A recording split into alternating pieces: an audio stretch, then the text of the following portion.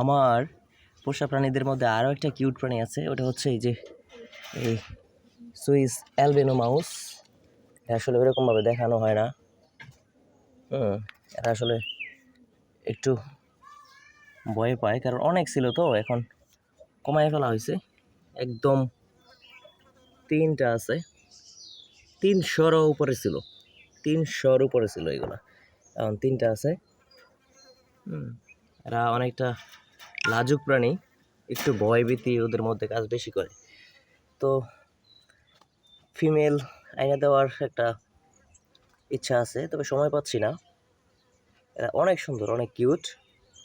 এরাও আমার এই পোষা প্রাণীদের মধ্যে স্থান দখল করে আছে। আর এইখানে এইখানেও ছিল 2টা টাইগার ছিল, বাট এখন খালি। এইখানেও আবার 2টা টাইগার আসবে ইনশাল্লাহ।